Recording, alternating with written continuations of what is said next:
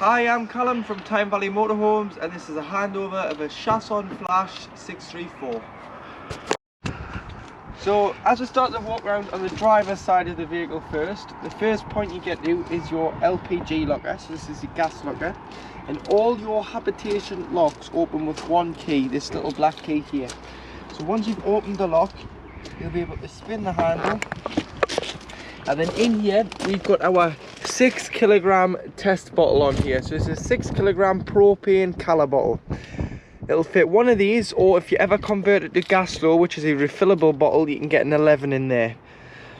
But you can only get a 6 on a standard bottle in here. So to connect the pigtail, which is this orange pipe, it's left hand thread with it being gas, so opposite, so left to tighten, right to loosen, and then you'll need an adjustable wrench or gas spanner just to give it the final nip up to seal the connection, and then you can turn the cylinder on and off from the top of the bottle.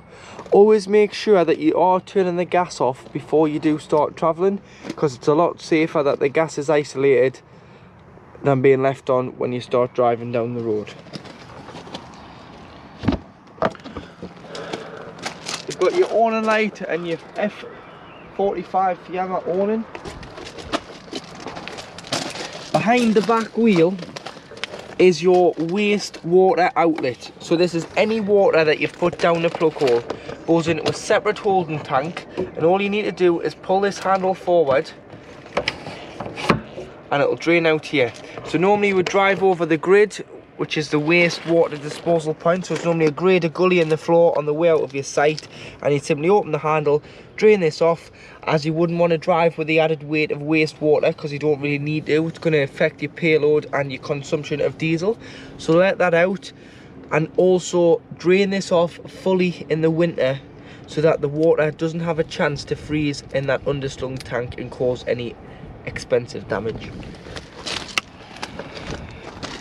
At the back of the vehicle you do have your garage. So you've got a light here which you can turn on and off should the control panel in the vehicle be turned on, and the light switch. You've got your silver screens for the outside of the vehicle, your carpets, your 2 ladders. It's heated in here via the heating system. It's got 12 volt power point in here and 230 volt power in the garage.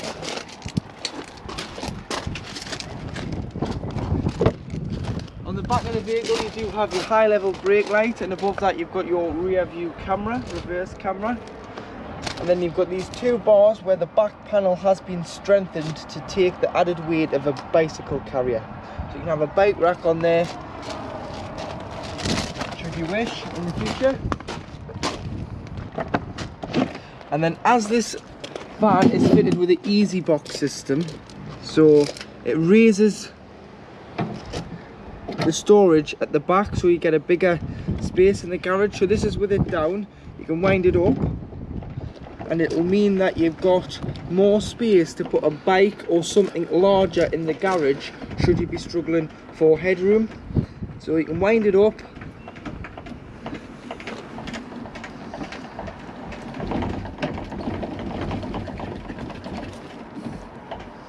all the way, so that you've got enough headroom for a bike or something larger in the back there. But it does just raise that bed system up at the back.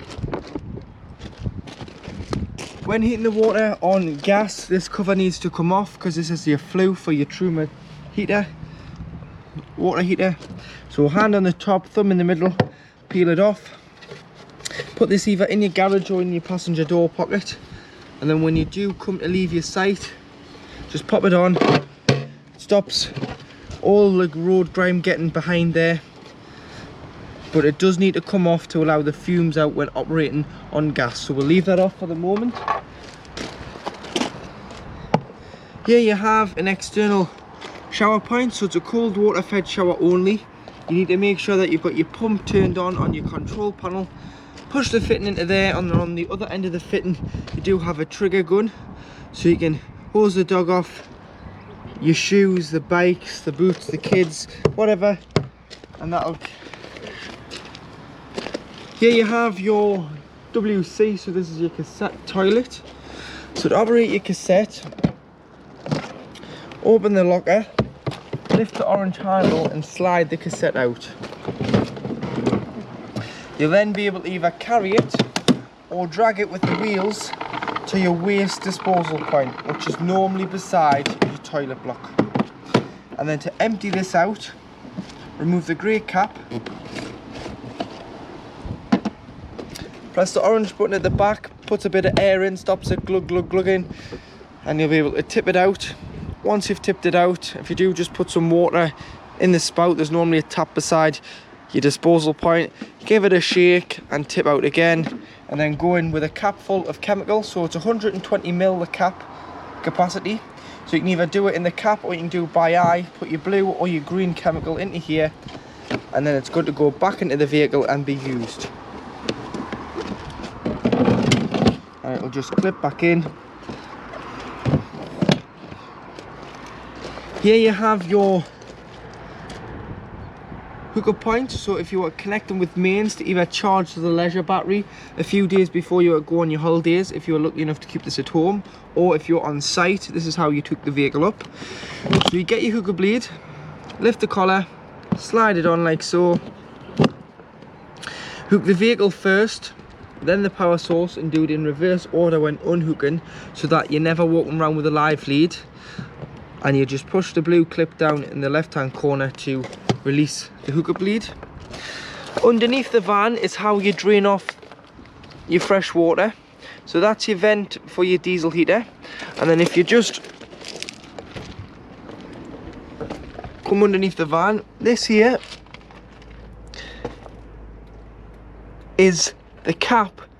It's a 15 ml compression fitting, and all you need to do is push and pull, and it'll drain the full capacity of the fresh water off. Should you be winterizing the vehicle, or should you be draining it down because you're simply not using it, or you've taken on a source of contaminated water.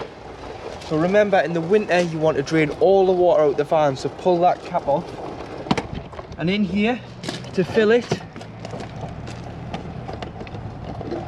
this is the filling point. So grab yourself a hose pipe with some hose pipe connections, because it's just going to be a brass tap on this side, so you need the screw on end and you'll need the hose lock end. Flat end into here and push it right to the back of the spout, and it'll just sloop down the little hole there, and it'll fill the tank until it overflows, or until you're happy that there's enough water on board. Say you've got a full tank of water and you're now ready to travel 3 hours to your next site. It's pointless travelling with the added weight of a full tank of water, because it's going to impact your payload, so what you can put on board, and it's also going to impact your fuel. It's going to use a lot more fuel carrying extra weight. So this is what's known as your drain down handle, this little toggle here. If you lift that up, go inside, put the pump on and open the tap, it will drain off underneath the van everything, and then it'll stop at 20 litres. So it leaves 20 litres in your tank, so that you've got enough water to stop and have a cup of tea if you're on a longer journey, or use your own toilet. So that's your drain down toggle there, and it tells you here how that works. And then this side, you've got all your electrical units. So you've got your charger. So when hooked up, this charger charges your leisure battery. You've got your 12 volt fuses. So take an assortment of fuses with you. They are just a standard blade fuse. Just in case one does blow a fuse, you can replenish it. You've got your trips on mains electric here. So if you think you've tripped the vehicle, try here before you try your main site. And you've got 2 independent fuses, which are part of the Webasto diesel heater. So if it ever goes from a solid green light to a flashing light, it means there's a fault with the diesel heater. If you just turn the heater off, come out, take both of these fuses out, and then pop them back in after 30 seconds, it will reset your diesel heater. So that's the diesel heater fuses. At the cab of the passenger door, you've got your diesel intake for the engine. So pop your diesel filler into here, no cap, it's capless, pop it straight in and fill with diesel fuel. And then underneath you've got AdBlue, because it's a new style diesel engine, it's for clean air emissions. So this is a 20 litre tank of AdBlue. You can buy AdBlue on the pump now. It's about £1.50 a litre. Fill this up. It'll do 5 to 5,500 mile on a full tank of AdBlue. But at around 4,000 mile, once you've covered 4,000 mile, you'll get a light, which is you've now got a 1,000 mile countdown. And every time you start the engine, it'll bring up this AdBlue countdown. Top it up as soon as that comes on, because if you don't, if you go to 0, the engine won't start on that countdown. Or if you go so far down, it'll go into limp mode, which is restricting the engine to 50 mile an hour. So when the AdBlue light comes on, just top it up. You can buy it in the drums as well. You may want to keep one in the back of the van, but it'll let you know when it needs AdBlue, and all that does is cleans your catalytic converter out.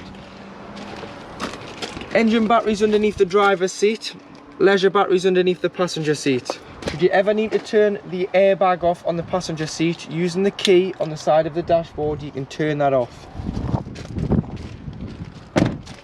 And then to open the bonnet, using the key would have been a Ford, pop it in just above the Chausson badge where the Ford badge would have been. Turn to your left to pop the bonnet, then turn to your right to release the bonnet. And then you've got all your fluids. So you've got your screen wash, which is the main one you're going to need. You've got your brake fluid, your engine oil filler and dipstick down there, and then your power steering fluid. Weight plate, so 3.5 ton gross vehicle weight, 4250.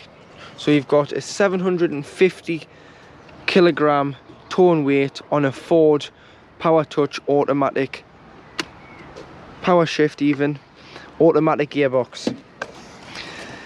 And then you do have your positive for giving or receiving a jump start, and you'd earth off the engine hoist here just as the battery's underneath the cab seat. And then you've got your coolant beside the passenger headlight.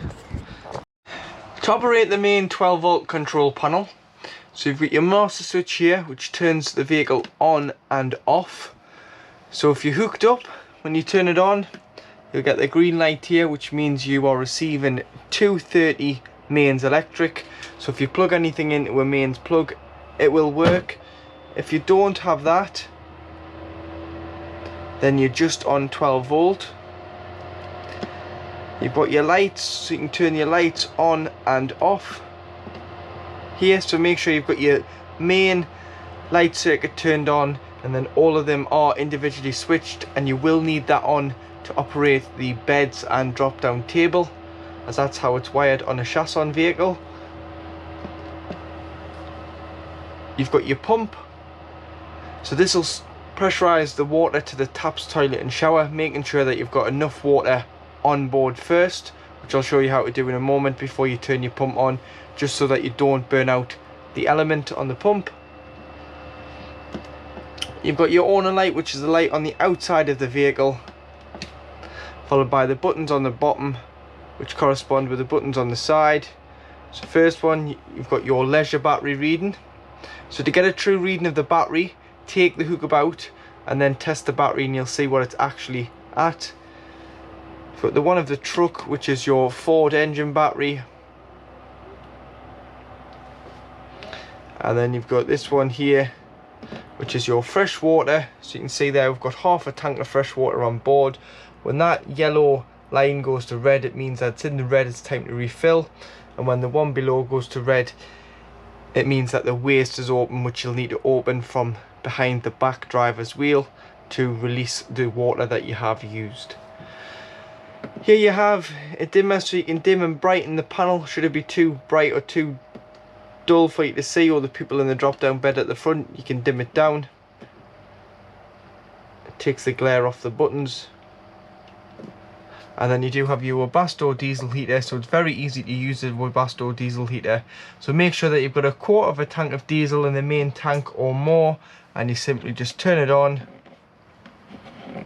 all the way to the top. Give it 3 to 5 minutes to start its combustion, and then you can adjust the temperature. Obviously green light means that it's working. Should you get a flashing green light, you need to turn it off, and you need to go and find your fuses for your diesel heater. On this model, it's in your Technibox locker, which is where your water filler is, and your other fuses are. 2 separate fuses in the holder. You just lift the fuses out, give it 30 seconds, pop the fuses back in, and it'll reset the diesel heater, and you can turn the heater back on, and if it goes to a solid green light, it's working and it will warm the vehicle up. And you can use the diesel heater when you're on the road, so if you've got passengers in the back that are complaining it's cold, pop the diesel heater on, it'll warm the motorhome up for them. Or you might just want to warm it up 10 minutes before you arrive on the site when you're away in the winter. But make sure you've got a quarter of a tank of diesel or more in the main tank for this to work.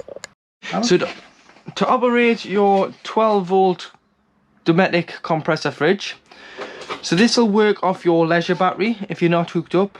And when you're hooked up, obviously the hookup, the 240 volt, is charging your leisure battery, so it'll still work, but it is just 12 volt only. So to turn the fridge on and off, you've got this button here, so you just press and hold and it'll turn on.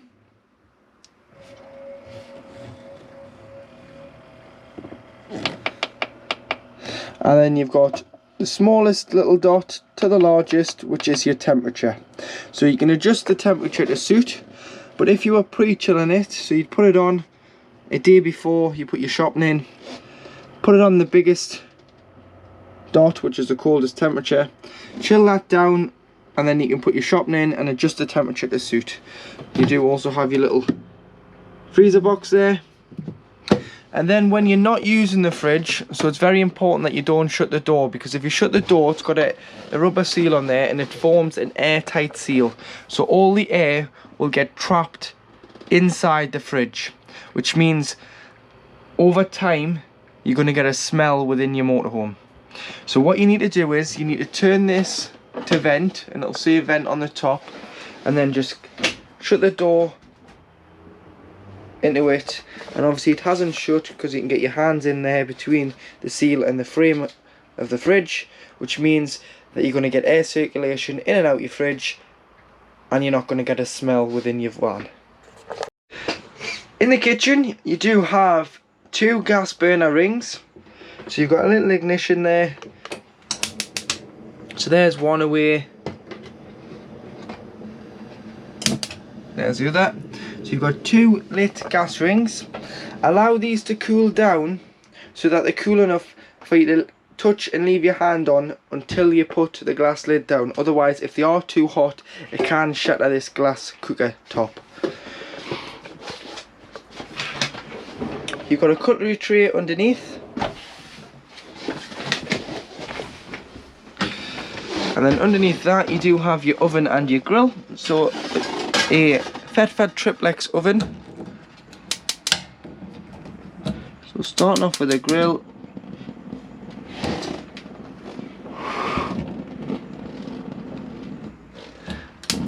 Press and hold, keep it held in for the thermocouple to become warm, and then you'll be able to let go, and that is your grill lit there. And underneath you do have your oven with a light for the oven and grill. You may want to take these out when travelling because these can rattle a little, or wrap them up tightly.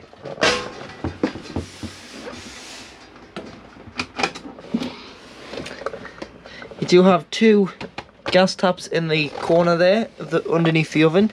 One's for the oven, one's for the grill. So any problems with gas, what we say is isolate the bottle because it's far safer from outside. These are mainly for when the vehicle is annually habitation serviced. And a little bit of storage.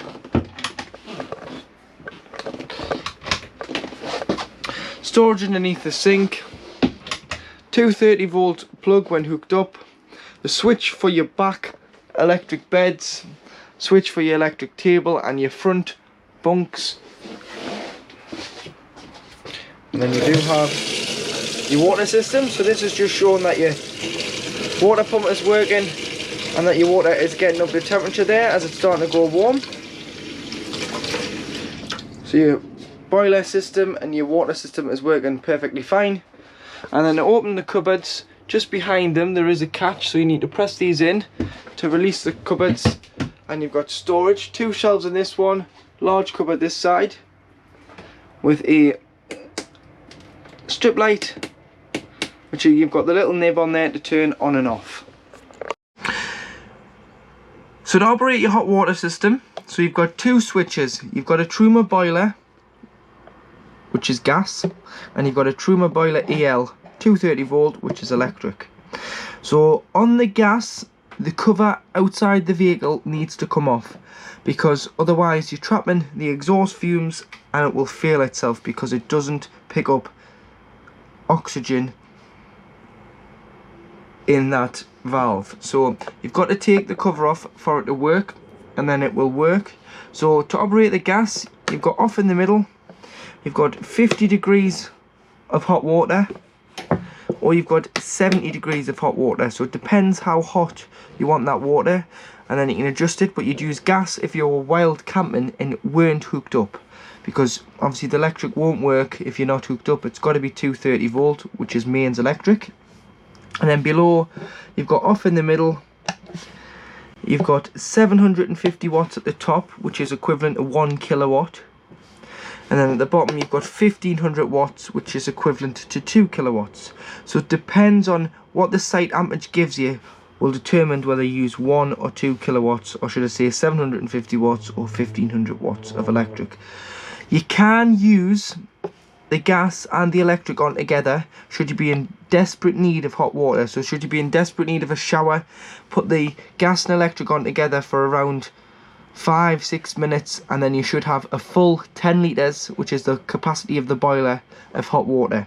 But then you'll want to knock off your your gas and allow the electric to continue to heat the water, because you won't want to waste your gas when you've paid your site fees.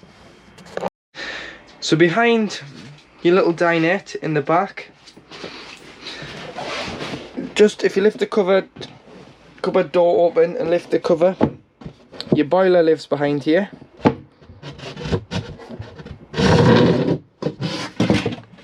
So lift this panel out, and here you have your boiler. So your boiler holds 10 litres of water at any one time. When we are experiencing colder temperatures, i.e. the winter, you want to drain your boiler off, because if you don't, the water could sit in here and freeze when the vehicle's parked up, not in use, and break the boiler, which means that it's then not covered under warranty, because it's your responsibility to drain your vehicle down. So you would start off from the outside, and you would take the bung off the fresh water. You would pull the handle and allow the wastewater out. You then come into the vehicle with no power on, so don't even touch the control panel. Open all your taps into the middle position of the mixer. Unscrew your shower head from your shower hose and lie the hose in the shower tray, just so no water could sit in the U-bend of the hose and potentially freeze. And then what you want to do is, in here, just down here, you'll see there's a yellow tap, which is your drain down tap. It's lying down, so it's in this position now. You need to stand it up on end, and that will drain off all 10 litres of water in the boiler. Leave it stood up on end during the time you've not got the vehicle in use. So when you're not using it, have it drained down, leave the valve open. When you come to reuse it, i.e. in the springtime, March time, you want to start using the motorhome again, shut the fresh and the waste outside, shut all the taps inside the vehicle, assemble the shower head, lie the toggle back down on its side, and then go and get your hose pipe and fill the vehicle with water. Once you've filled the vehicle with water, you can come in and you can put the control panel on, and you can put the pump on and go to the cold side of the tap first. You'll get an automatic pressurized flow of cold water, because it's drawn it straight from the tank via the pump to the tap. Once you go to hot, it'll start to cough and splutter and make a few different strange noises. Just allow it to continue what it's doing, and what it's doing is it's transferring the water from the tank via the pump into here. So it's filling this with 10 litres of water until you get a pressurized flow from the tap. Once you've received a free flow of water from the tap, your system is then primed. Start with one tap, do them all, and then you are ready to go for the season. But make sure you're draining this off in the winter so no water freezes in this boiler, because it's very expensive to replace or repair. So do drain them off. In the top of your wardrobe, you do have your Vision Plus 570 TV aerial. So this is your aerial. It shows green on the booster there, which means you've got a signal. Should it show orange or red, first of all, you can use the amplifier to try and amplify the signal and see if you do receive a better signal, which is this here. So you can go min and max. So there you can see it's changing colour, it's changed to orange, but then when I max it, it goes to green. So you can try there first, but then see what picture you're getting on your telly. So if you're getting a pixelated picture, it may be because the booster's too high or too low. So try the booster first, and then if you're still struggling not to receive this channel that you want or pick up enough channels, you can then adjust the aerial.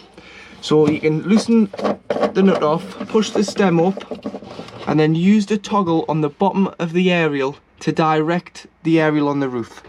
But look where your other motorhomes and caravans are pointing. Point yours in a similar direction and you should get a good enough signal. Pull it down and tighten that up before you do start driving. This one's also been fitted with the extra of a 4G Wi-Fi system. So you've got an aerial on the roof which is 10 times stronger than your aerial built into your phone. So you should get Wi-Fi wherever you are. And then all you need to do is turn on the device. You need to put a SIM card in the back. So go to your local phone provider. So whoever's you've got your phones with, you can either get a pay-as-you-go SIM or you can get a pay monthly SIM. And you need to just pull the back off. The Wi-Fi code's on the bottom. And then your SIM card goes in here. And then if you pay as you go, just remember to top it up. If you've got a pay monthly plan, then it'll have Wi-Fi on all the time you use the van. And then you can connect your devices to it and it'll tell you on the front how many devices are connected to this router at any one time.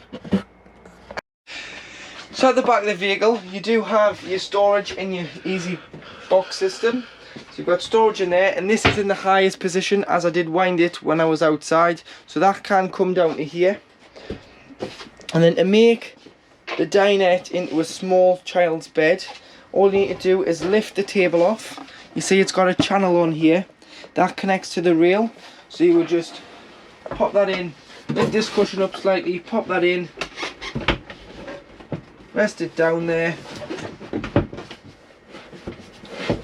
And then you want to put your infill cushion, which is this here, into there. And you have formed a small bed there for a child. To operate your back double drop down bed, so using the switch, which is the switch closest to the back, you'll be able to press and hold and bring the bed down. So it'll rest upon the easy box system. Obviously that is in the highest position, it will come lower. And then you would clip your ladder on here. And you can store the ladder underneath the bed. But make sure that you take your pillows off your bed. And then you store your pillows separately and leave your bedding on. And then when you're winterizing, that you just drop the bed slightly down from the ceiling so that the bed and the ceiling can breathe, and they're not close together when we get colder weather. You do have also two strip lights here, so you can press the end. It's one large one, should I say. So you've got two settings. Press once, press again, you get all the lights illuminated on the LED touch light there. And then make sure that you don't get your bedding caught between this here and this here, because this is a contact switch. So when you put the bed up, them two connect to each other and it allows the lights to be turned on underneath the bed for your ceiling lights. So if something was in the middle of those, your lights won't come on as a contact has been touched against it, and is unable to allow the contact through from the two bits. So now in the washroom, so you've got your shower screens here, which need to be tied back before you do start travelling. When you use them, all you need to do is just Velcro, so just unstrap them and you'll be able to use the shower cubicle, which comes across. Got a hanging rail for wet towels, but also doubles up great if you've been caught walking the dog out for a walk with your wet coats. Hang them in here. Close the washroom door. It is heated, so pop your diesel heating on and it'll dry your coats out in no time. And you've got a skylight for allowing ventilation into the washroom, so you can turn that and it'll open it. But do make sure that all your skylights and windows are fully secure and shut before you do start driving off, because they are just plastic and they can rip off with the wind and they're very expensive to replace. Shower head is your tap head as well, so your hand basin tap head. So like I was saying, just pull it all the way out, unscrew the shower head and lie that in the shower tray when winterizing with the mixer tap open. It'll stop any water from sitting in there and potentially freezing. You can hang that up here when having a shower. You do have your lights for your washroom here and this little switch. Toiletry cabinet. But to operate the toilet, so making sure that the pump's on, because you need the pump on to pressurise the water, and press the blue button. Press the blue button and you'll get your water. So you flush. So flush it first, put a little bit of water in to lubricate the seal between the top of the toilet and the top of the cassette. And then what you need to do is open the blade. So if you look further down on the front of the toilet, you've got this grey lever. This is your blade handle. So push that to the right. That's opened the blade. Now we can see into the cassette. So everything's going to go down into the cassette. Use the toilet in this position and then you would flush after use. If you've bought any pink, dilute it into a spray bottle with some water, spray, flush, and then close the blade, which is sliding back to your left. And then your cassette will come out if that's closed. If that was to be left in the open position, the cassette won't come out because the mechanism is engaged. It's got a physical hold of the cassette. And then underneath the diagram of the cassette, there's a light here which will come on, which means the cassette's full. It's now time to take it out and empty the toilet cassette. So at the front you've got your dinette with your table, which is electrically operated. So on the switch you can put your table up and down, so you can move your table side to side. So we've put it in the middle and then dropped it right down by lifting these two cushions, which then means you can bring your bunk beds down. So you can now press your bunks.